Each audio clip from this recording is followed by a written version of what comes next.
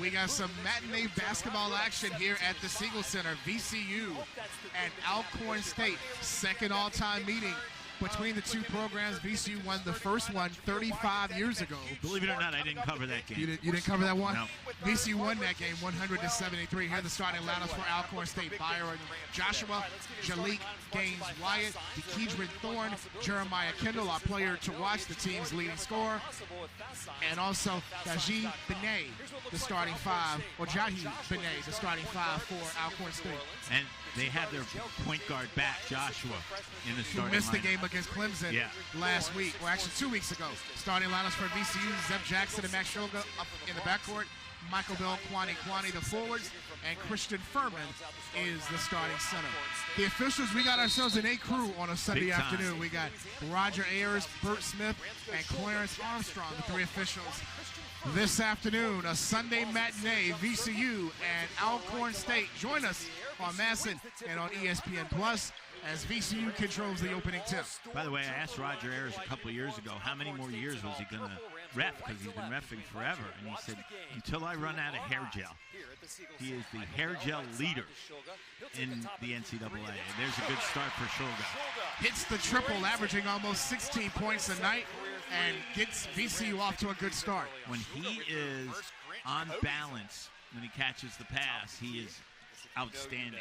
The problem is he's often double teamed the minute he catches the ball. Shoots about 35% from behind the arc. By the way, it's worth noting that Alcorn State has not played since November 24th. So rustiness might be an issue. A little bit over 2 weeks since their last game as Roger Ayers stops play. Yeah, he said, I think he said something to Ryan Odom about somebody sitting on the end of the bench. Fast Billups was doing something standing up on the VCU bench, and now he has to sit down. As now Joshua will run the offense for Alcorn State with under 10 to shoot amongst the trees, and the rebound will go to VCU. By the way, I once saw a ref in a conference championship game, Richmond and George Mason, tee up a student trainer. Talk about having a little bit of a short fuse. Short fuse. I was going to use another term, but not on television. Here is Thorne from the elbow. And I said Alcorn has not played a game since November 24th, and we'll have to see if they come out rusty.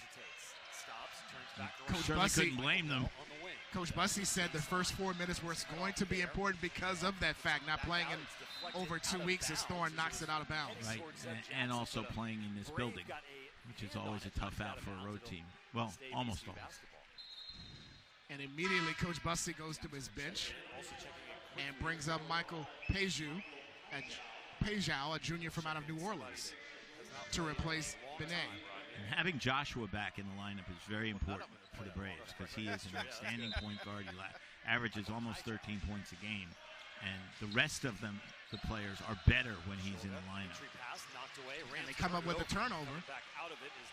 Joshua, the second leading scorer on the team, ranked in the top 15 in the SWAC in that category. Strong to the bucket is Jeremiah Kendall, and the ball out of bounds. It'll stay this side with the Braves. Kendall is the guy that most concerns Ryan Odom, but the other thing is they already had a turnover, and turnovers have been a problem for this team. A, because turnovers are a problem for any team, but B, because it's allowed the opponent to get into transition. And the Rams have not been good at converting on defense. Wyatt found Joshua when he stepped out of bounds. Stepped out of bounds. I think he thought he was on the three-point line. But that was way back in the corner. Officials don't usually miss that call because they've got such a good angle. Just underway here at the Siegel Center. 2 minutes gone by here in this first half. And VCU with a 3-point lead. And Bell looked like a walk to me, but no, Clarence Armstrong has a foul. As he would not be denied. Michael Pejau is called for the foul, his first. It was on the floor. Team's first here in this early portion of the half. Told Clarence Armstrong he doesn't look like himself. He's lost so much weight. He told us before about 15 pounds, 10 to 15 pounds. That's a big deal for anybody. Ends up 3-zip. We played 2 minutes and 5 seconds. Bell gets a Another turnover by the Rams. Back the other way. And here's Thorne taking it coast to coast. Saved it before it went out of bounds, but to Kuany. Good play there. Right to left. Here's Jackson in transition. By Shulga. Sorry, there's a foul. And bodies hit the floor. But good play by Shulga because he turned it over, but he hustled back and forced the air ball in transition. That's the kind of thing Ryan Odom's looking to see happen. Not the turnover, but the hustle. Pajau already now with 2 fouls in this first half. And that's a big deal. He hadn't played since the Michigan State game as he missed the last 3. Kuany misfires on the 3. Wyatt the rebound. Here's Joshua again attacking the rim. Bell clears. They're certainly looking to run. And Bell in transition right to the rim. Knocked out of bounds. It'll stay with VCU. Not a lot of looking up to pass on the fast break by either team so far. It's like everybody wants to go coast to coast. Stephen Bayard in for the first time for Alcorn State. And Coach Odom will look to Jason Nelson to his VCU bench to replace Zeb Jackson. Jason Nelson is probably the closest thing VCU has right now to a real point guard. Shulga and Zeb Jackson have taken the reins of running the offense a lot, but they're the 2 leading scorers. You want them getting in position to score, and when Nelson's in the game, there's better chance of that to happen. And he's one of the guys that Coach Odom said is learning his role more and more. He is their 6th guy off the bench, the energizer, as Shulga misses short on the 3, and now we've got an injury.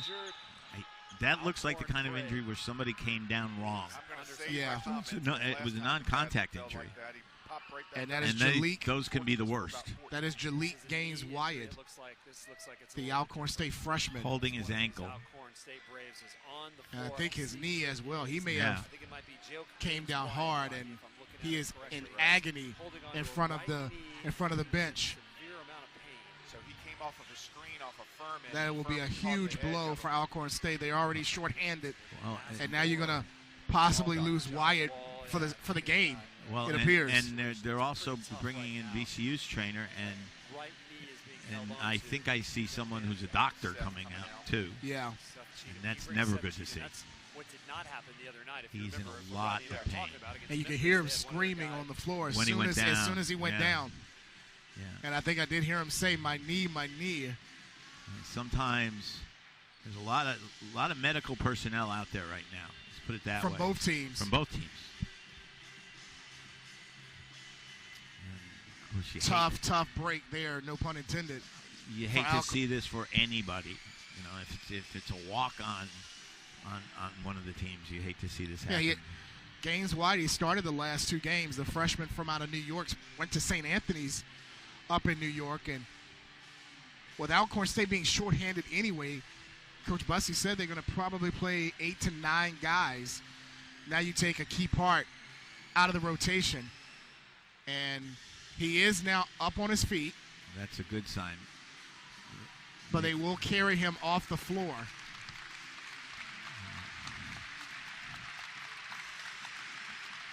And the fans here at the Siegel Center are giving him a standing ovation. And I think I saw one of the police officers working the game running down the runway probably to get a stretcher. Yeah. And there is a stretcher in the bowels of the Siegel Center. Hall. And they actually probably there's an area like right before you go to the back. Right. And I think they are sitting him over there to check on him. But he was in immense pain as soon as he got on the floor. You heard it right away. It's just, and again, it looked like a non-contact injury, and those are always the worst. Yeah. You know, look at what happened to Aaron Rodgers. It's a non-contact injury. 4 plays into the game. 4 plays into the game. And I was just settling down. At first, I thought he may have landed on Shulga's ankle or Shulga's foot. Yeah, that's what I thought initially. But I think maybe he might have planted. And the knee went a different direction. But he immediately started screaming and said his knee. So the reason I didn't think it was anything to do with Shulga was he was just looking down, kind of baffled. He did. Like, what in the heck happened? And as we come back to action, VCU forces a turnover. And now Alcorn State has to regroup without one of their key players. Yeah, and mentally, that's really tough when you see one of your teammates carried off. Nelson for three, ring it up. That's a boost off the bench for the Rams, and a quick timeout here for Coach Bussey. And went right to his bench after Nelson hit that three. It's going to be a 30-second timeout. I think that's a really good timeout because it's not just that Nelson hit the three, but the sight of one of your teammates going off, being carried off. Catch your breath a little bit. Well, Coach Bussey said that first 4 or 5 minutes were going to be important. He hoped to have a lead right at that first media timeout, given the long break the team has had. It's been over 2 weeks. Right now, this is not a good start for Coach Bussey as they're down 6-0. They've been forcing the ball to the basket. I know they want to attack, but they need to look to pass a little bit more. And you saw what happened when VCU passed the ball. Open shot for Nelson, and he drilled it.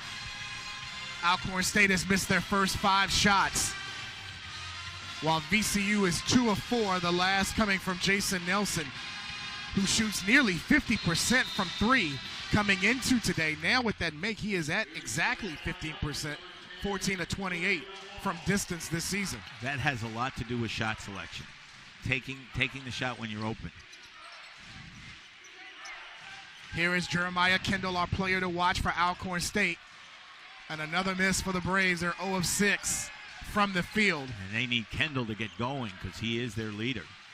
Here is Nelson trying to create. That was not good shot selection. Cleared by Alcorn State. Still scoreless as we're almost 4 minutes in.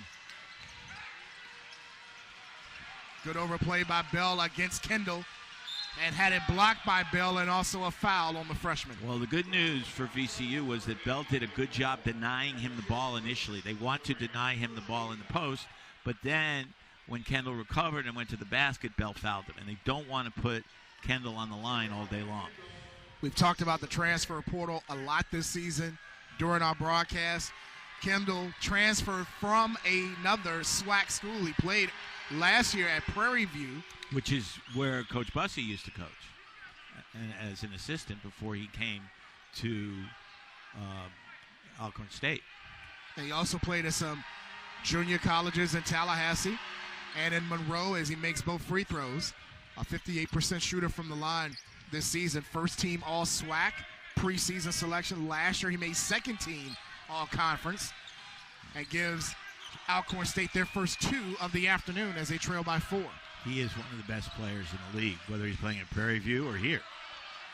Billups with a step-back 3 to give VCU a 9-2 lead. That was a tough shot by Billups because the defense was very solid. That's why he had to step back. 40% three-point shooter this season is Fats Billups.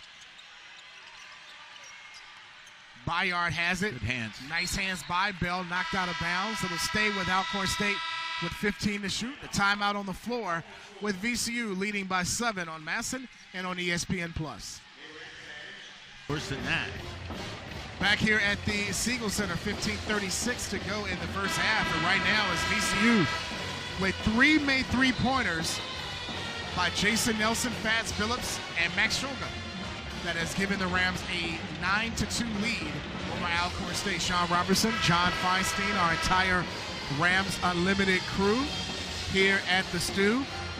And while we were in break, we just saw coming back onto the floor, sitting on the bench with his right knee heavily braced, is Jalik Gaines Wyatt. So, well, I think it's a good sign that they didn't feel they needed to take him to the hospital. Yeah. Although that's one big brace. And off the inbound, VCU got whistled for a foul. It's on Toby Lawal, his first, and the team's second. But, yeah, his brace goes from his upper thigh all the way to his ankle, and that's usually the sign of an ACL. That's what I would say, but I'm not a doctor, Yeah. and I didn't stay at a Holiday Inn Express last night. So, whoa. Cameron Butler, his shot got stuck to the side of the rim, but the arrow will favor Alcorn State. That's the closest they've come to a field goal. Is having the ball get trapped on the rim. 0 for 7 from the field is Alcorn State. VCU 3 of 5 from behind the arc, 0 of 1 from inside the arc here in this first half. Here's Massenet inside and gives Alcorn State their first field goal of the afternoon. It's a nice move. He was able to get the ball up on the backboard to score over Shulga. Roderick Massenet. Here's Nelson. There's the head fake, and now Nelson open for 3. And the rebound knocked out by Alcorn State, and it will go back to VCU. You don't see Shulga that often pass up an open shot like that. But he felt like the defense got to him, so he shot faked and then passed it to Nelson. He's been playing a lot of minutes recently. Shulga's one of those guys, reminds me of a famous Jim Valvano lineman, Sidney Lowe, was on his team in 1983, the national championship team. And Sidney was trying to dribble out the clock. There was no shot clock. And he came over near the bench and he said, "Coach, I need a rest." And Valvano said, "You'll get one, Sidney, as soon as your eligibility is used up." Shulga's a little bit like that for VCU. Billups misfires on the 3, and Bell tracks down the miss. They leave Jackson open for 3, and the rebound yanked down by Kendall. 7.5 boards this season. Good strong rebound there by Kendall. Byard faces up and hits over Bell. Byard just his 7th made field goal this season. And Alcorn State within 3.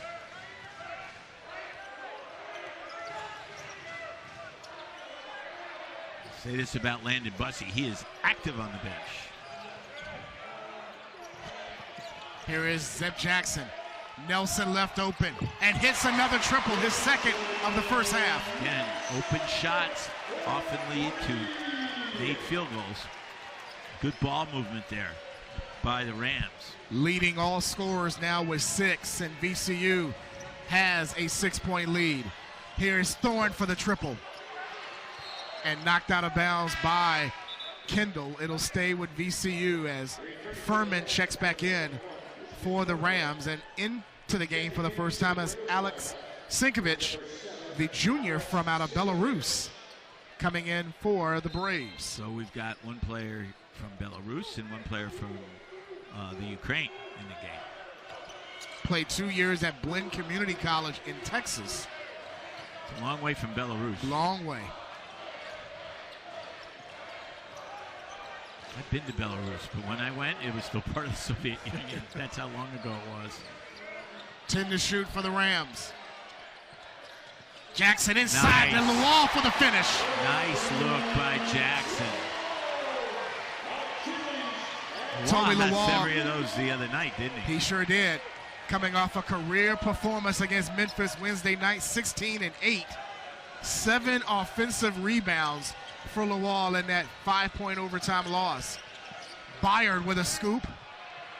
Retrieved by Lawal. Good double there that made the shot tougher for Byard.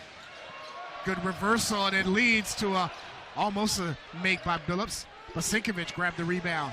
Alcorn State down by 8. Butler. Good defense. Taken away by Phillips. A 4-on-1. Billups right to the rim and is brought down by Joshua. He did get fouled there, no doubt, but I would have liked to have seen him slip the ball to the right-hand side. It probably would have led to an open layup. I think it was Fermin running with it. Joshua picked up his first. They cannot afford to have him get in foul trouble. Because you're already down one guy at least with Gaines Wyatt. He will not play the rest of the game after his injury. If he does, then we've got a story. But the other thing about Joshua is he's the point guard. Yep. Everything starts with him. Billups shooting 82% this season from the line.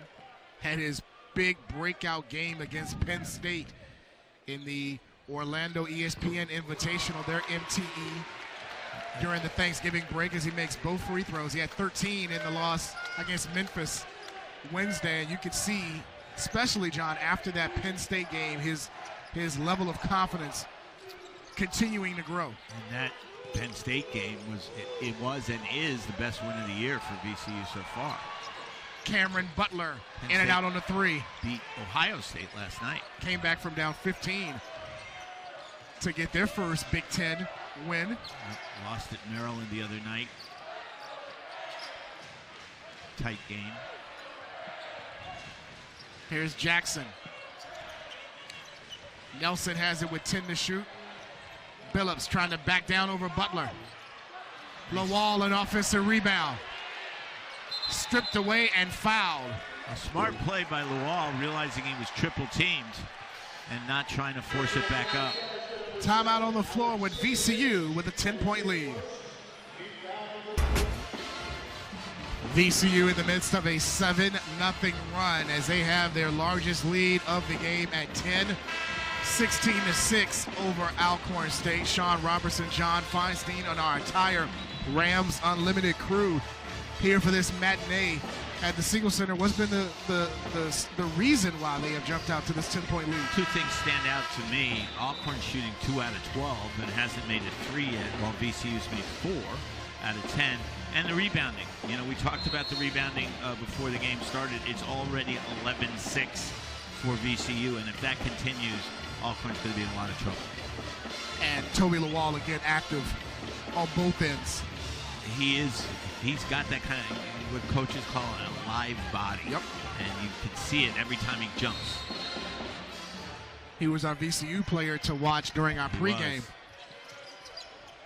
Very smart decisions. Not bad. Not bad. Coming off that career performance against Memphis on Wednesday. Shot clock is under 10. Well, nice reversal there, although it was a tough catch. Jackson for 3. He got himself squared up, but couldn't drain the shot. And Joshua loses it out of bounds in front of his bench. Glad he did not hit Wyatt's knee. It was extended out. He didn't miss by much. Yeah, and Roger Ayers is telling him to be careful with that knee. He sprawled out of bounds, almost got him, but. And that's what you call a veteran ref. He's aware of everything. He's done a few Final Fours in his career. Several. That's a walk. Well, we got an offensive foul. foul. They call the moving screen. Yep, offensive foul called by Clarence Armstrong. And that's going to be on Christian Furman. He said this is a veteran crew. The advantage of playing on Sunday is there are so many fewer games, and the top refs want to work. So they want reps just like the players want shots, right? Oh, even more, because the reps are worth money. Yes. Here's Kendall with a strong move. Nice move by Kendall there. And here's VCU on the run. Billups has called for travel. Yep. It was a good idea by Billups because he saw that the defense had gotten back and he wanted to drop the ball to Nelson at the three-point line, but he hesitated. When you hesitate in basketball as in life, you are lost. That was poetic. I was going to say. That's why you are a top-flight author. Because you can just pull it out just like that. Just like that. Line only used about 1 billion times, but okay. Alcorn State in need of a basket. They have been without a point for over 3.5 minutes. Well, remember, they hadn't played since November 24th. Joshua with a nice feed inside to Kendall. That's what he does very well. He sets up teammates. That's Kendall's first field goal, averaging just under 16 a night for the senior from out of the Bronx, New York. And really, Ryan Odom would have preferred his team not help on that play because when they helped, Joshua was able to find Kendall. You find Kendall inside, he'll score. Here's Kuany. Extra pass to Nelson. Shot clock is under 5. Jackson's got to heave one up for 3. Ring it up. How often does that happen? Team plays good defense for 33 seconds or 28 seconds nowadays, and then a guy shoots from outside his shooting range and it swishes. And those are the ones that hurt the coach the most because you play great defense for that period of time, and then what can you say to your players? You tip your hat to them. Yep. And Jackson, his first points of the afternoon. It's an 11-point VCU lead. Massenat. Joshua with 1 to shoot. and tip to Sugar. Let's give credit to Jackson, not just for making the shot, but for being aware of exactly where the shot clock was. Sugar nice to the drive. rim and uses the left hand for his 5th point. Well, when you can shoot like Sugar, a shot fake will generally create open space. Nobody came to help, and it was an easy layup. 21-8 VCU lead.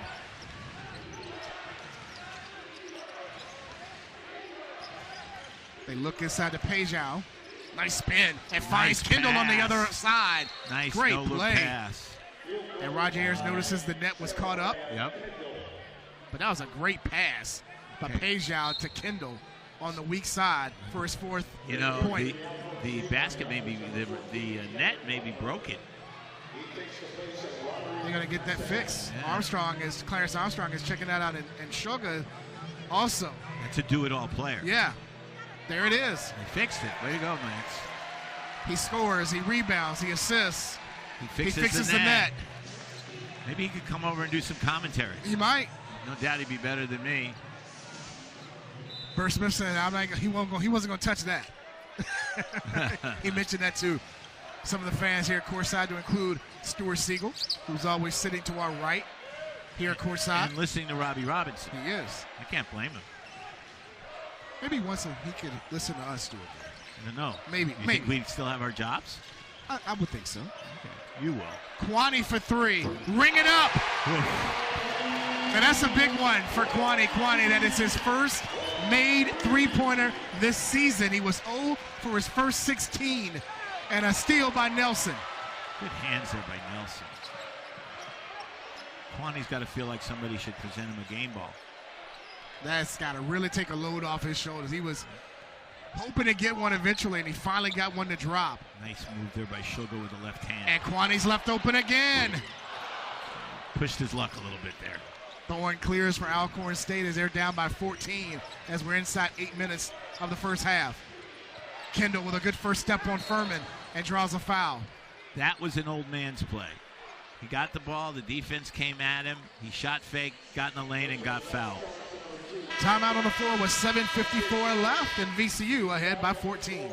At the Siegel Center with the Rams leading 24-10 over Alcorn State. Sounds like a football score. I was about to say, sounds like a football 3 touchdowns and a field goal there for VCU, who's up by 2 touchdowns over the Braves. And the Braves right now really hurting themselves from the field, just 4 of 16.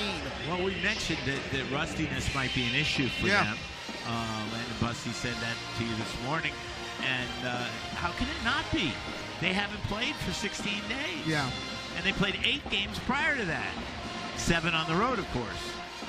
So this is the difficulty of being an HBCU, because you basically have to fund your athletic department with road games in November and December.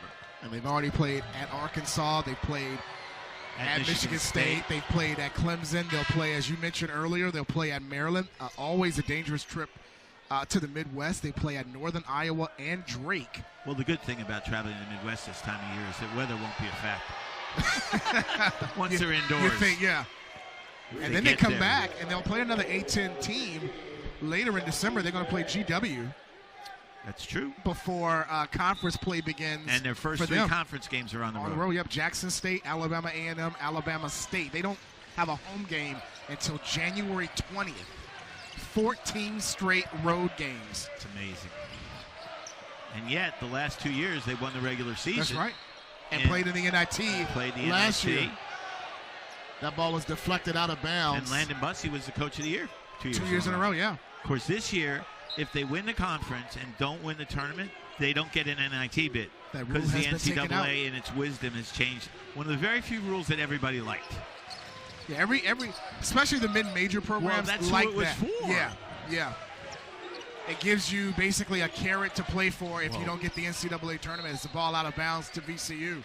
I remember several years ago, Harvard and Yale, back before there was an Ivy League tournament, played just a great playoff game in the Palestra. Harvard won, went to the NCAAs. Yale lost and went nowhere. And that was one of the reasons the rule has changed, because Yale had tied for first. And if they had been the NIT team, they would have at least had an NIT bid. Right. Now, in that same circumstance, losing the conference final in the Ivy League, for example. The loser of the game could go 3 overtimes. Loser of the game goes nowhere. And that is unfortunate for those teams in those mid-major programs. Yeah, because the mid-major kids work just as hard as the kids in the power leagues. Ball recovered by Jackson and found Billups with a nice up and under. That was nice. And by the way, the mid-major kids don't get NILs. Not like the Power Fives. Not even close. 26-12, VCU with a 14-point lead against Alcorn State. Billups now with 7 to lead all scores in the first half. Here's Joshua looking to create and found Byard underneath for the basket. Again, nice pass by Joshua to set up the easy layup. And again, Max Shulga playing the role of point guard, with Nelson not on the floor. Byard with 4 now in the first half. Jeremiah Kendall leading Alcorn State, actually leading all scores with 8. Here's Shulga against Butler. Jackson with under 5 to shoot and goes right to the rim with the left hand. That's 2 for Jackson at the shot clock buzzer, and he gets the steal. The ball on the inbounds. And they will give it back to Jackson, reward him for making that great play off the inbound. He's now made a 3 at the shot clock buzzer and a driving layup at the shot clock buzzer. And a defensive steal. Off the inbound. Here's Billups. But he's never fixed the net. Not yet. Season's not over yet. That's true. Joshua has the mismatch. Kuany guarding him on the perimeter. Kuany's a tough guard, though, with those long arms. Little 2-man game. Joshua. Another nice pass. Inside to Benet. Score it and the bucket, plus the foul. It's at least Joshua's 3rd assist. They're a different team when he's effective. Billups called for the foul, his first and the 15th foul on VCU. Benet will go to the free throw line and complete a 3-point play as Michael Bell will return to the lineup. And he replaces Kuany. He's got his first 3 this year, 1 for 17. Actually 1 for 18. He missed the second one, but got that first one to drop. His percentage is way up. It's the old story about the kid who keeps taking threes, and the coach says to him, "Why do you keep shooting?" And he says, "Coach, I'm open." He said, "There's a reason you're open." There's a reason. 28-16, Alcorn State down by 12, forced a turnover, and they've got numbers 5 on 2. Here's Thorne for 3. It's one of those shots you have to make. Kendall, an offensive rebound, had it stripped on the way up and knocked out of bounds by Alcorn State. That's a bad lost possession for Alcorn State, because as you called it, they had 5 on 2. They got an open shot. They had a chance at a rebound, and they come away with nothing. Big break there for VCU, leading by 12. They've gotten hot from the field over the last few minutes. They are made 5 of their last 7. Needed to make a few. Here is Bell. Good stop by Bell to avoid taking a charge. Rebound to Kendall. Here's Joshua. Finding Kendall with a jump stop, and 2 more. Gets in the lane. He's not double teamed. He's really tough to guard. First player in double figures in the first half. He's got 10. He's averaging almost 16 a night. And he got off to a cold start. 10-point lead as we're almost at the 4-minute mark of this first half. And Sugar got bumped by Benet. No doubt. Benet was moving. When you're moving that way, you cannot make contact with the dribbler. That is Alcorn's 5th team foul. As they go back to their bench and go to Pejao to replace Benet. And here comes Nelson for some point guard help. Again, the Rams have been a little bit careless with the basketball the last couple minutes, and part of that is due at least to the absence of Nelson. They barely get it in bounds there. Great defense there by Pejao. And they leave Billups open for three. I was going to say that's awfully deep, but I was afraid. I knew that if I said it, it was going to go in. But he had a good look. He had a squared up look, but it's deep. Joshua into the lane. Offensive rebound by Pejao and scores. Good no call by the officials there. There was contact, but it didn't change the play, and I think Odom wants a timeout here. And he just gets it. He doesn't like what he's seeing in terms of his team on offense right now. Timeout on the floor. 3:38 to go in the first half, and Alcorn State back in it, down by 8. 3:38 to go in the first half, and VCU right now trailing, actually leading, I beg your pardon, 28-20. Yeah, don't tell Ryan Odom they're trailing.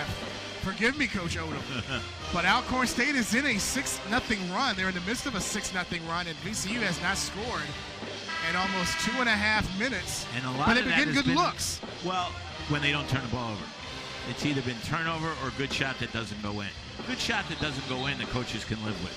The turnovers that lead to transition, which was Ryan Odom's #1 concern coming into this game, that they can't live with. And that's why he called the timeout. And you have the true point guard on the floor right now, Jason Nelson, to move Max to really his true position, the shooting guard, the true position. And he hasn't gotten very many shots.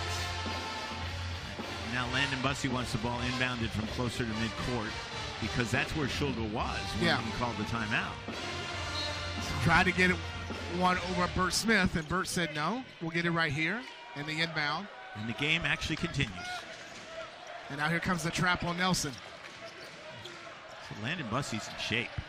He has to be that active. He's a former standout basketball player. Nelson a little long, a little short. Offensive rebound again by Lawal. Graduated from Xavier of New Orleans, I think, right? He did. Played his first 2 years at Livingstone in the CIAA. Right. Under have you James ever been Stinson. to the CIAA tournament? I have, many times. I have to go. That's one of my bucket list things. times. Schulger was almost at midcourt when he took that shot. Had to heave that one up. He heaved it, and it was wide right. And don't look now, Alcorn State can get to within 5 if they hit a 3. And this is what Ryan Odom has been talking about a young team that's inconsistent. They had a 24-10 lead, and then they sort of stepped off the gas. And Joshua almost got it to go. Pejao, an offensive rebound again, and another stick back for Michael Pejao. The offensive rebound that will make Ryan Odom a little bit nuts. 8-0 run for Alcorn State. They're within 6. Nice pass inside to Lawal. Bad catch. Bell gets it back in the lane. And the rebound to Alcorn State. Massenat picks it up. They had chances there. Just didn't finish. Alcorn State at one point was down 24-10. Alcorn is one of those teams. They could win their league tournament and go into the NCAAs with like a 16-16 record and be a dangerous out. Here's Storm with a good look for 3. Ring it up. Ryan doesn't want to call another timeout right now. No more TV timeouts left in the half. And he's already taken his use it or lose it timeout. Alcorn State is within 3. 28-25, an 11-0 run by the Braves. Extra pass to Billups. Another good shot an that offensive didn't go in. rebound. Nelson for 3. Ring it up. Nelson has made 3 threes in the half. He's got 9 to lead the Rams, and that stopped the 13-2 Alcorn State run as VCU is ahead by 6. They needed that spark, that's for sure. Here's Stone, who made the last 3 for Alcorn State, guarded by Billups. Storm with a nice spin move off window. That was a heck of a move. Again, that's one of those where you as a coach, you can't get upset. You got to just say the other team gives scholarships too, as Dean Smith used to say. My first Dean Smith reference of the day. 4-point lead for VCU. Billups found Bell for 3. Ring it up. And now VCU's getting hot from behind the arc. Michael Bell from distance, his first field goal. Sorry about that. Good ball movement was the key there. Bell wide open when he caught the ball. Under a minute to go in the half. Here's Joshua. creating and found Pejao again inside. This from a team that was 2 for its first 12. Certainly, again, I think rustiness had a lot to do with that. They're warmed up now. See, yeah, they're getting into a flow right now. Yep. They're within 5. VCU will hold for 1 here. Shot clock is off. Under 20 seconds on the big clock.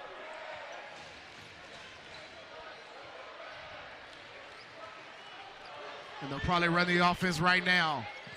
Nelson, nice feed to Billups, and got fouled. That was a nice feed to Billups. Maybe they went a little too soon because there's still 4.5 seconds to go.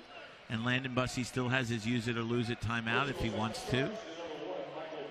But they did get to the foul line. Pejao now with 3 fouls in the first half with 4.5 to go. And Fats Billups at the free throw line. 7 points so far in the half. And has 2 cracks at the line. Gets the 2 shots because he was in the shooting motion when he got fouled, and he needs them. I didn't mention the numbers. I mentioned that when he made his first 2. Right. Kuany and Furman will come in to give Lawal and Bell a breather. Well, this is defense-offense. Yep. And they bring Jackson will come in probably for Nelson if Billups makes the second one. More size for the defense. Billups now with 8, and we'll take a seat for the final 4.5 seconds. We got a lot of size outside of Nelson. Sugar 6'5", Kuany is 6'9". They want Nelson on Joshua. Quick inbound. Here's Joshua with 2. Joshua with 1. Thorne got it off in time. Wow, and Thorne wanted a foul. Bert Smith says no. And that's how the first 20 minutes will end. How amazing was it how quickly Joshua got the ball up court? Made it very interesting, but Alcorn State only down 6 as VCU leading 35-29. Back with our halftime activities from the Siegel Center right after this on Masson and on ESPN. About to start the second half at the Siegel Center. VCU with a 35-29 lead over Alcorn State. Sean Robertson, John Feinstein, our entire Rams Unlimited crew. Want to wish you a happy holidays as we're getting close. Absolutely. About, what is it, 2 weeks? To a little under? 15 days. Yeah. 2 weeks from tomorrow. 2 weeks from tomorrow. And Christmas on a Monday. That seems weird. Christmas is Christmas. Of course. Don't be the Grinch, John. Don't be the Grinch. I was about to say Hanukkah's going on right now, too. True. That's right. And my son, when he was 5, had a great Hanukkah prayer as we were lighting the candles. And there's Sugar starting the second half the way he started the first. My wife said, Danny, you want to say a Hanukkah prayer? And he said, yeah, I really do. And she said, go ahead. And he closed his eyes and said, oh, God, thank you for inventing Christmas. That's a good one. It's a great one. That's why we celebrate both holidays. There you go. Sugar has 8, and it's now a 9-point VCU lead, starting 5 for both, with the exception of Pejao for Alcorn State. He's got 3 fouls. He's back in to replace Wyatt, who, remember, was injured early in the first half. Right. Basket made by the Braves has pulled them to within 7, 38-31. Right there, a better start for the Braves. They were 2 for their first 12. Oh, nice steal there. Bad turnover. And here's Joshua bringing it up for the Braves, down by 7. Kendall leading the way with 10. Bell the rebound. It's a little outside of Kendall's range. He generally likes to get in the paint. Ooh, bad pass. 2 turnovers in a row for the Rams, and Ryan Odom is standing over there saying, could there be a better way to spend a Sunday afternoon? Number 9 for VCU. I was going to say, they had 7 in the first half, which isn't terrible, but it's not great. Alcorn State with 6 so far. 42% shooting in the game, rather, for Alcorn State. Both teams ended up the half 12 out of 29, and Alcorn State hit 10 of their last 17. But there's 1 of 5 from 3 as and Joshua. That's the difference in the game, the 3-point shooting. Joshua draws a foul on Jackson. Rams were 8 out of 20 in the first half, which is 40%, which is not bad. And Alcorn was 1 out of 5. But yet Alcorn State in it, down 7. Well, Roger Ayers came over just before the second half started, looked at us and said, it's a ball game. Yep. Do not count them out. We've seen some HBCUs this year pull off some big victories as Joshua misses the three. Furman clears. And they've done it on the road. Norfolk State has done it a couple of times. And Shoga. Tough shot there. He thought he got fouled. Rebound. As he was crashed into Kendall to get that miss. Didn't look like the contact affected the shot. He just missed. Excuse me. Pejao left open. And Kuany. Good job by Kuany to get that rebound. It's basically a loose ball. Bell tried to pass and draws contact inside. See if that's a shooting foul or a non-shooting foul. He was on his way to the basket. It's going to be on Thorne, his first. On the floor. Yeah, he was looking to pass to Shoga in the corner. So a non-shooting foul for VCU right now. And you look at the first half, only 9 total free throws by both teams. I like the way they officiated the first half. And when there was contact that affected the game, they called a foul. When there was contact that didn't affect the game, they let the guys play. I always say you should officiate by advantage. Jackson with a head fake. And now we'll shoot for 3. Yep. Squared up, lefty swish. Zeb now with 8, his second from 3 in the game. And VCU back up by 10. They led by as many as 14. And Alcorn cut it to 3 at one point. Pick and roll. And they leave Joshua open for 3 and knocks it down. Good his look. First basket of the game. He was 0 for his first 6 from the field. Which is unusual for him. And they're within 7. Little zone action here from Alcorn. 1-3-1, which we don't see a lot. Kuany open in the corner, hits another triple. He's on fire. Kuany's 2 for 4 from behind the arc today. He's got 6, and VCU back up by 10. Nice pass to Benet and scores. They pass the ball very well. First, at the start of the game, they were dribbling constantly into double teams, and they called a quick timeout, changed their offense, and they've been a heck of a lot more effective. Back to within 8. Bell for 3. It's good passing there. He just line drived it. Furman had the rebound and had it lost, taken away. Joshua. Stop the shooter, stop the ball. Well, they stopped it, but with a foul. And they're going to get Kuany with the foul, and that brings us to our first media timeout of the second half with 15:54 left in the game. VCU with an 8-point lead. You're watching VCU basketball on Masson and on ESPN+. 15:54 left in the game, and VCU with an 8-point lead over Alcorn State. Sean Robertson along with John Feinstein, our entire Rams Unlimited crew here at the Siegel Center. And I just caught a glimpse across the way. The commissioner of the Atlantic 10, Bernadette McGlade, is here in attendance this afternoon. Well, not a very long trip for her from Virginia Beach. And of course, the A-10 is moving its headquarters to Washington, D.C. That's right. And Bernadette's retiring at the end of this school year. That's right. So, guess she's not a big football fan. She decided to come to this game today, and she's seen a pretty good one. And I believe not in 24. The A-10 basketball tournament will be in Barclays in 25. It will be in D.C. at Capital One Arena. And if they get me parking, I'll go. That's the magic thing for me. We'll ask Bernadette after the game. Bernadette's going to be retired.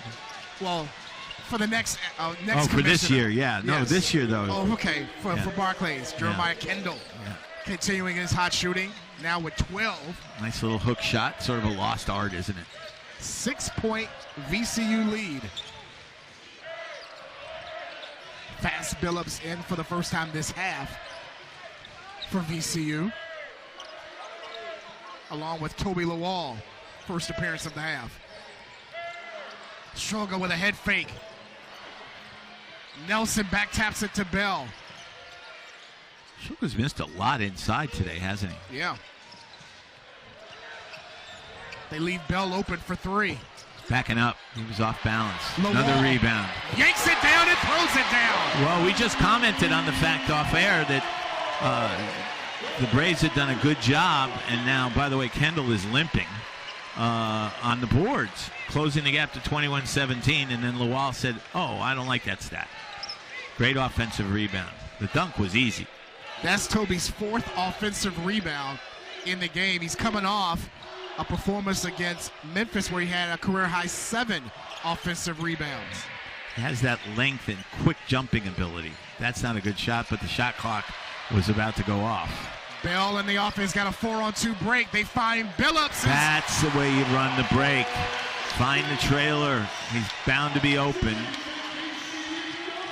Billups now with 10, and it's a 10-point lead again for VCU. Landon Massey wanted to travel on that play, but wasn't going to get it. Joshua into the lane. Got fouled. No sign of a goaltend on that play. No, that wasn't a goaltend. The block was clean. The foul was real. Nelson, his first foul and the team's third in this half. And Joshua, who had struggled before the second half, he was 0 for his first 6 from the field and has 3 points on 1 of 8 shooting. I know he has struggled to shoot, but you can see he's a very good player. He'll be a dangerous point guard in SWAC play. 9th in the conference in free throw percentage at 83%, and he's 15th in scoring this season. He came in averaging just a shade under 13 a night as Kuany returns to the lineup to replace Bell. One of the best in assists. He's 7th in the conference in assists, has the 8th best assist to turnover ratio in the SWAC.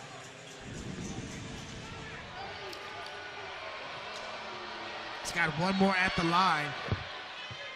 Scored a 21 in his last game played against Arkansas State. We noted that Kendall was limping on the way up court. He's out at least for the moment. That's a huge blow to Alcorn State if he doesn't return. He looked like he was okay. It didn't look like a serious injury, and they're not working on him over there. And so I would assume he'll be back soon. Never assume. Joshua got called for having his hand in the cookie jar. Got caught with his hand in the cookie jar. 2 fouls on Joshua, 2 on the team in this half. I get caught that way all the time. How about you? Me too, as oatmeal raisin. That's my weakness. Chocolate chip. Thorne has the assignment on Sugar. The trap leaves somebody open.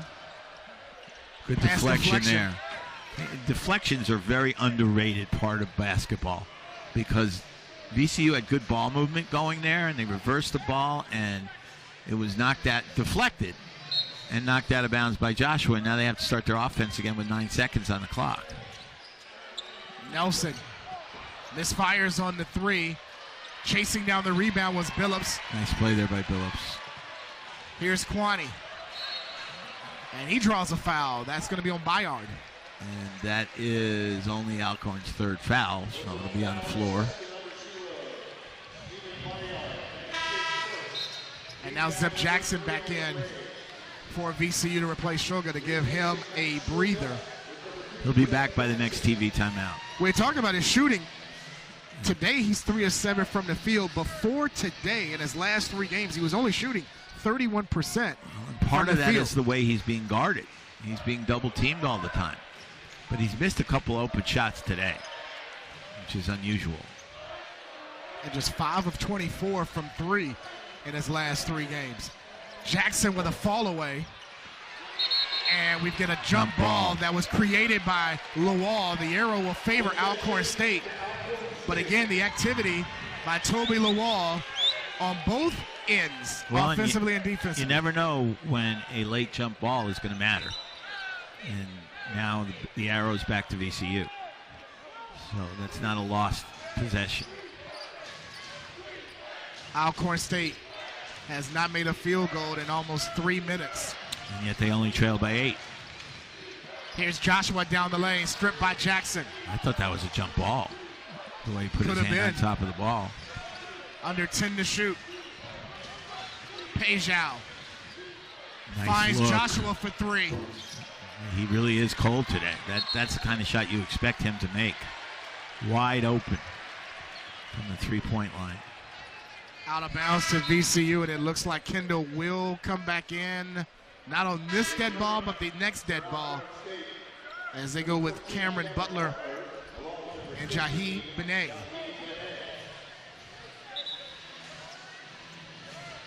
I think, again, that Landon Bussey's trying to give Kendall a rest till the next TV timeout, which is the under 12, and we're at 12:35. Nelson running the point with Jackson, Billups, Lawal, and Kuany. Here's Lawal inside, and scores, plus the foul. And that was a great catch. The catch made the play. And then he stayed squared, got the layup up, and got fouled. Great play by Lawal. Benet gets called for the foul, his second. And Kendall back in for Alcorn State, and they need him badly as they're back down by 10. Right, that's why he didn't wait till the TV timeout. And I don't know about you. You see these guys play more than I do. I think Lawal is going to get more and more minutes. I think so. Especially when Bearstown returns, which they're leaning towards the Maryland Eastern Shore game, which is a week from this coming Saturday. That's probably going to see his first action. Lawal has earned himself some more playing time for Coach Ryan Odom. And a turnover. Here's Jackson, hounded by Joshua. And they lob it to Lawal, who had it blocked and fouled by Kendall. He would have preferred to dunk. And by the way, in case people are wondering, Joe Bamisil's still waiting to hear something from the NCAA. Well, as of last week, the NCAA denied the most recent appeal, but VCU is not quitting. Nope. They're going to try one more, and they're going to get some help to see if he can get an appeal received, at least for conference play, so at least get him some time. That's the goal, to try to get him back for conference, get him here for conference play in the lineup.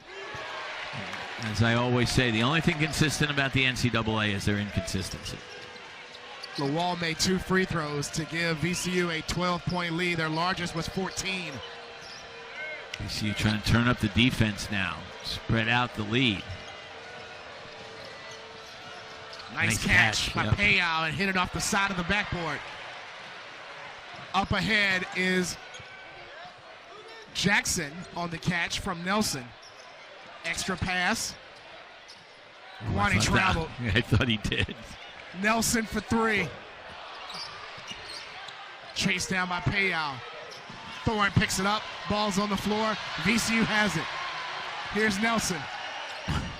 Leaves it for Kuany for 3. And gets the home bounce.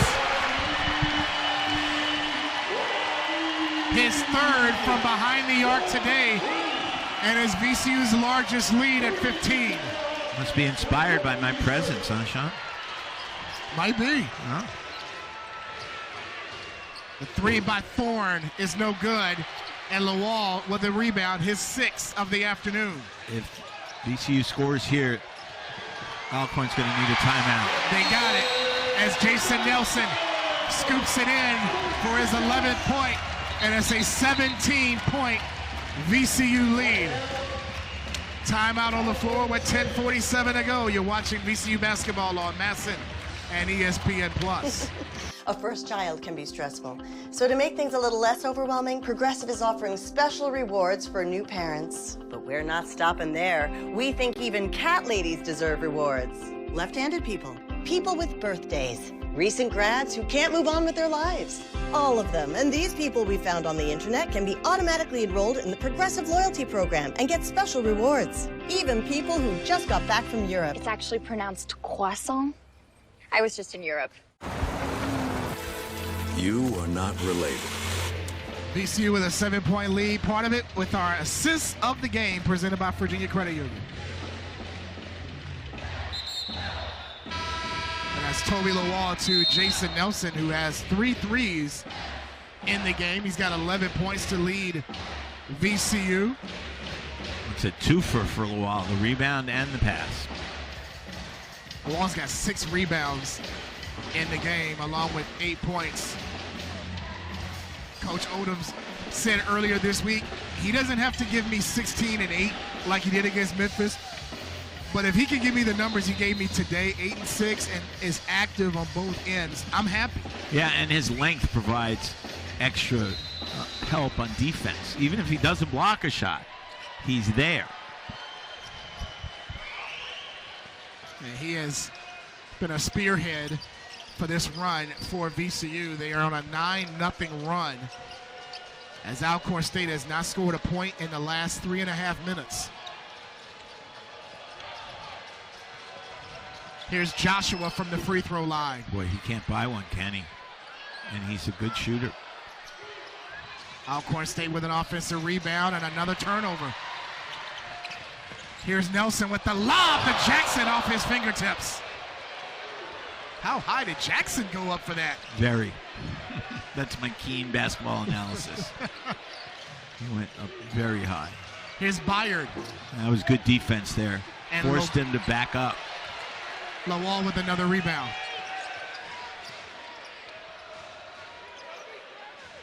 Jackson has one of the highest vertical leaps on the team. Not 49.5 by Toby, but it's up there. Billups for 3. And cleared by Alcorn State, who trailed by 17. Here's Joshua, who draws a foul.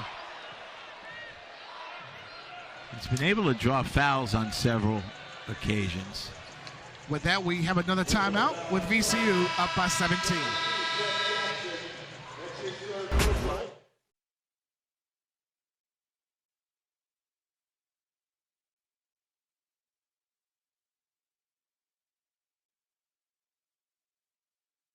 On Alcorn State, 57-40. Sean Robertson along with John Feinstein, our entire Rams Unlimited crew. This is the continuation of an 8-game homestand for VCU. They don't leave the state of Virginia until January 13th when they travel to LaSalle in conference play. Their first 2 home games in conference, GW and also George Mason. They'll go to George Mason on the 9th, but there's a look at the upcoming schedule. John and I will be back here this Saturday when Temple comes to town, and then they wrap up the calendar year with 2 home games against Maryland Eastern Shore and Gardner-Webb before the real season begins against St. Bonaventure. Right. And you mentioned LaSalle, a pleasant surprise so far.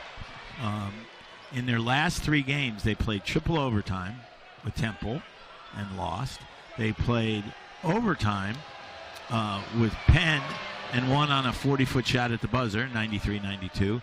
And they beat Loyola Maryland Wednesday night by 1. So Fran Dunphy at 75 is aging rapidly. And he won his 600th. Won his career 600th game a week ago today, yeah, against North Carolina A&T. One of the great guys in coaching. Joshua made both free throws to pull the Braves to within 15. 10 to shoot for the Rams. Jackson had it stripped by Joshua. He dribbled into triple coverage there. And Joshua on the move, That's and it was blocked by Kuany. They didn't get that call. Goaltend. I'm shocked. And Coach Bussey is hot at Roger Ayers about that. He's hot at everybody in the world right now. And he got teed up. Yeah, I don't blame him for being angry because I thought that was goaltending too. But you can't overreact. You have to go over and say, "Hey, what was that?" But he went crazy. He certainly did. And Roger Ayers is not an impatient ref. There are refs who are quick with the tee. Roger's never been one of them. He says something to each official. Clarence Armstrong, Bert Smith, who was near Alcorn's bench, and also Roger Ayers, who was on the baseline. He was more upset with Ayers. And I don't know why, because that's really not the baseline ref's call. No. It's a trail. He's just upset with everybody. He may be upset with you and me. I don't know about that. Well, I said it was goaltending. I thought it was too. It went off the backboard, and I thought it went off the backboard, and Kuany tapped it. Yeah. But Sugar makes both free throws on that to make it a 17-point lead again, 59-42. Not good timing when you're down 15 to get teed up. Coach Bussey was up. The entire bench stood up. Well, on that. Again, understandable. Yeah. I mean, it looked like goaltending to me. So a reset for Alcorn State on the technicals. Joshua comes up short. 1 for 12 now. And the ball comes all the way back to Alcorn State's Michael Pejao to reset.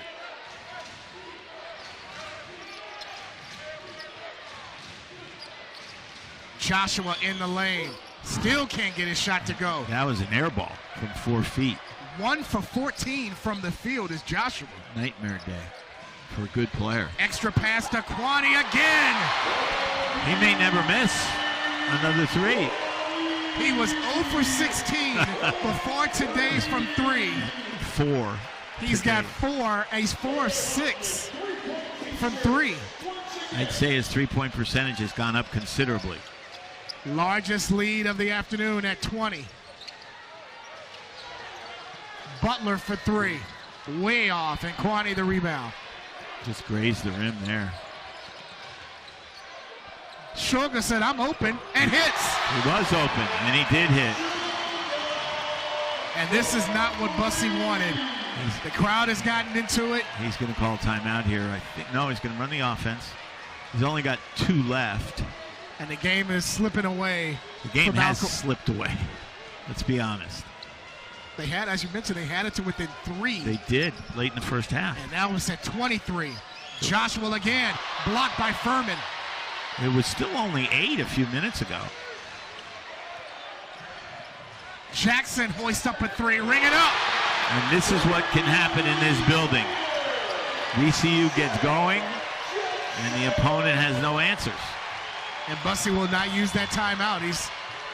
I guess he's looking ahead to Tuesday. He's trying to work this offense. I think he's looking ahead to conference play. Well, that too. Foul called on Sugar.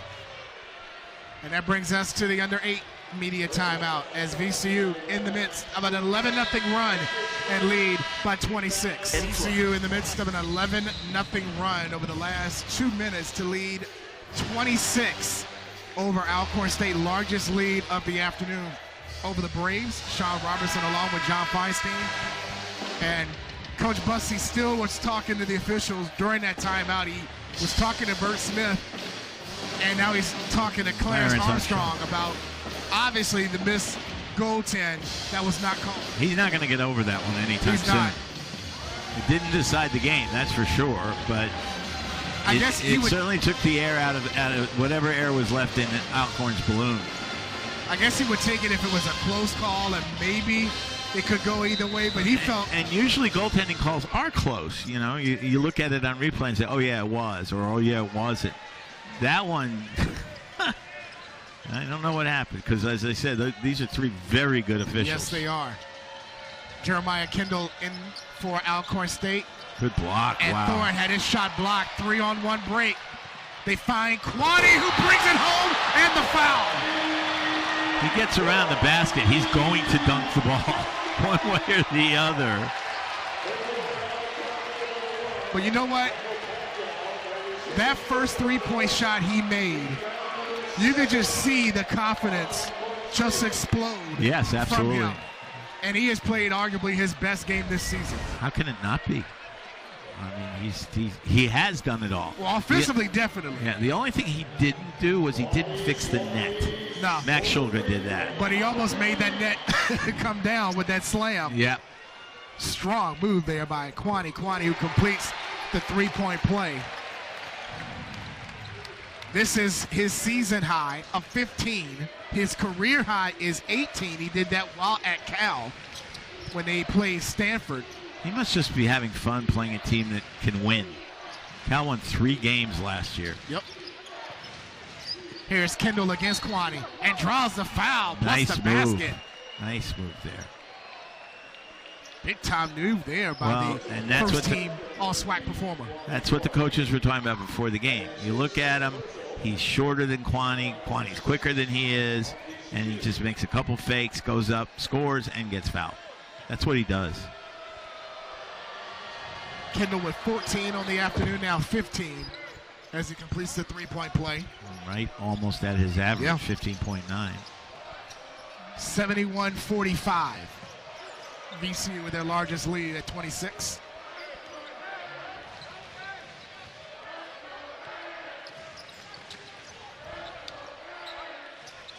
Furman, nice cut by Jackson, and he took a shot in the back. Twice. Man. Got hit from the front and the back. Yeah, the officials had to choose which guy to call the foul on. Kendall got called for it. His second and the team 8th. Yeah, 1-1.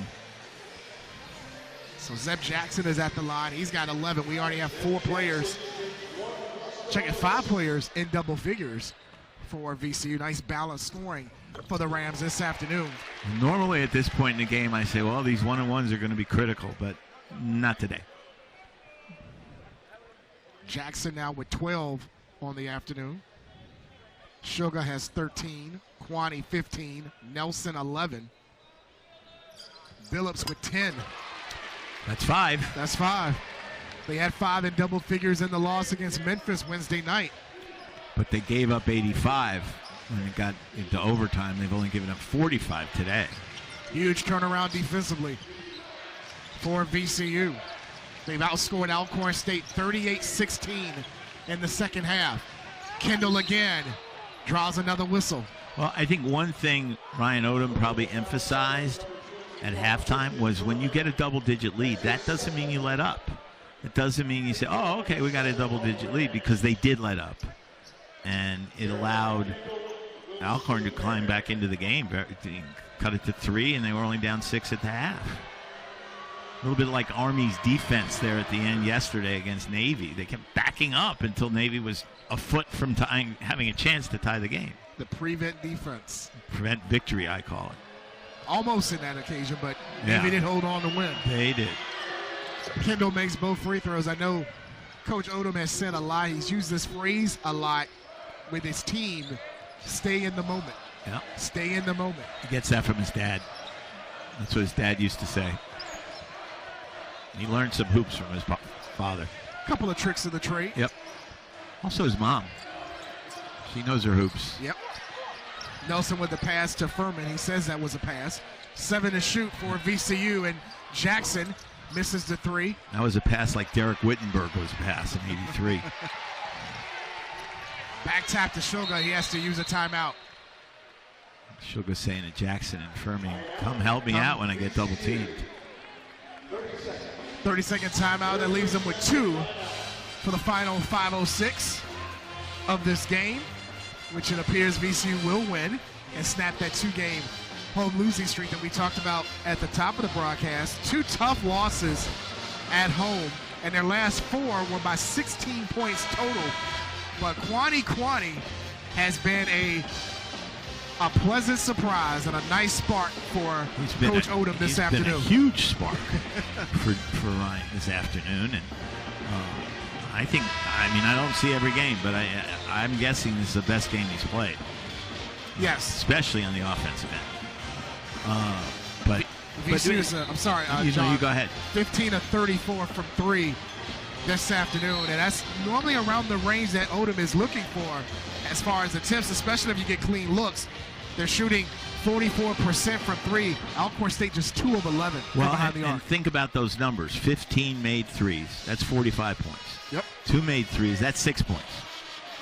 That's the difference in the game. Alcorn State just 34% shooting from the field. They're 1 for their last 14 from the field. Well, that's not good. More keen insight. Shot clock's down to 3 for Jackson. In and out on the 3. And Thought sure he would make it with the shot clock down. He had a good look there. He did. Massanon almost lost it, and Kuany draws the foul. Well, not a good foul. Should have been an unforced error turnover. Instead, Kuany reached out. And when your arms are that long and you reach out, the official's going to see it. Yep. Kuany with a season-high 15 points this afternoon, along with 5 rebounds. He has hit 4 3-pointers in today's game after starting the year 0 of 16. And he's not a bad 3-point shooter at Cal. He was pretty, 35, 36%. Which is reasonable. Yeah. They just did not have the luck through the first 9 games until today. Number 10 paid off big as he will lead with his 15 points. And 4 threes at the moment. Massenot missed the 1-and-1. And Lawal with his 8th rebound this afternoon. That's how many he had against Memphis. And he has 7 offensive in that game. He's got 4 offensive this afternoon. Here's Sugar, a step back 3. I'm shocked that didn't go in because nobody came to guard him. Maybe he was shocked. Had to be. He doesn't get open shots like that very often. He, on a Dean Smith scouting report, he would be plus for you must guard him constantly. But he gets a steal on the defensive end. Leaves it for Nelson for 3. Ring it up. Leave Nelson alone. He'll score 2. 4 threes in the game. When he played at John Marshall, he's one of the top 3-point shooters in our area. Part of a couple of state championships at John Marshall. 29-point lead as Bell picks up the foul, and that brings us to our final media timeout with 3:37 to go. VCU up by 29.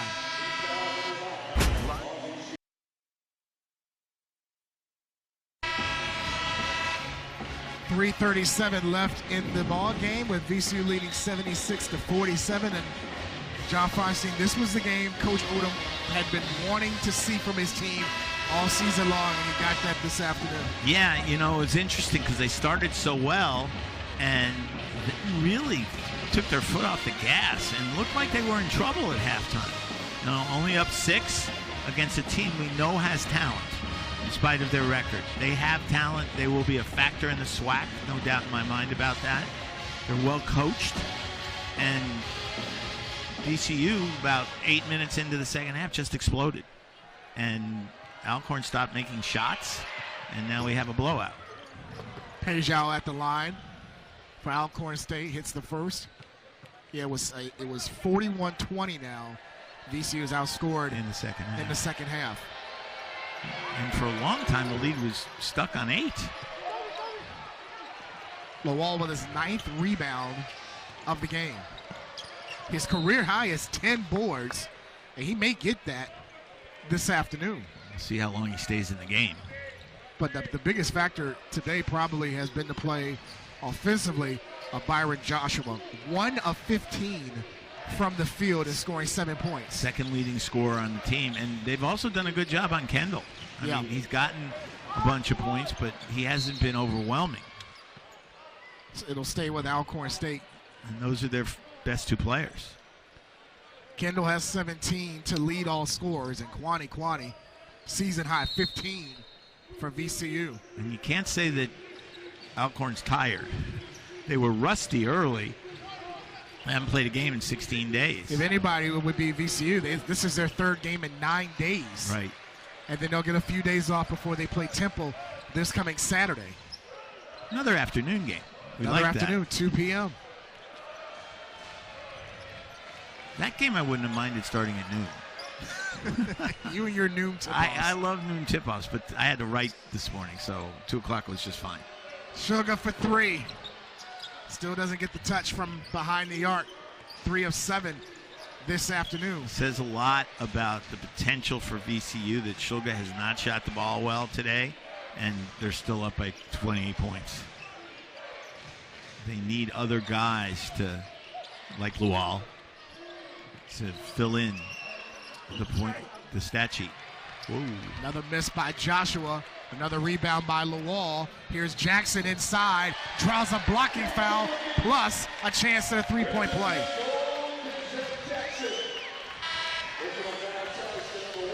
If I was Ryan Odom, I might have liked to see him pull the ball out, kill some time, but it really doesn't make any difference at this stage. 30-point lead's a 30-point lead. And Jackson's had a very good game. And Pejao has just fouled out for Alcorn State. That last that last rebound by Toby Lawal matches his career high. He recorded that against Radford earlier this season. He's got 10 boards and 8 points this afternoon. So he needs a field goal to get the proverbial double-double or 2 free throws. And he only has one. That happened in that game against Radford. That is his only double-double here at VCU. I still think the double-double is an overrated stat. You do? I do, because it's not that hard to get to 10 in 2 categories. Points, rebounds, assists, even turnovers or block shots. But triple-double, that gets my attention. Okay, yeah. Okay. Inside 2 minutes left in the game. What is this? Bert Smith with the whistle. Away from the ball. That'll be on Roosevelt Wheeler, who sees his first action in a couple of games. He did not play in the game against Memphis on Wednesday. Well, this could be the day when Ryan Odom gets in the game. Connor Odom gets in the game. With this kind of lead. Well, they'll have to put on a uniform quick. Oh, is he not in uniform? Yeah, he's I'm not sorry. in uniform. I apologize. Is he hurt? No, I don't think he's hurt. Just not in uniform. Just not in uniform. Maybe he can run back and get him. He might. Yeah. He's sitting beside Joe Bamasil on the bench. Yep, I see them now. I see Connor now. Yep. I've only known Connor since like he was born. I did not notice he was not in uniform. Here's Toby. Oh, man. Flight number 10 for takeoff. Wow. What's impressive isn't just that he takes off from near the foul line, but he's so far above the rim. It's unbelievable. 49.5-inch vertical leap. And you can see it. You can see it. And he just recorded his second career double-double. There you go. Massenat will draw the foul. Let's look at this again. Watch where he jumps. Right there. Oh my goodness. He's on the second dot and made it. Got the ball in the basket with room to spare. And effortless. He makes it look effortless. When you can jump that high, it looks effortless. And Nixon says he's Toby Wan Kenobi. I like it. As Massenat makes the first free throw, 81-51. Toby Wan can dunk.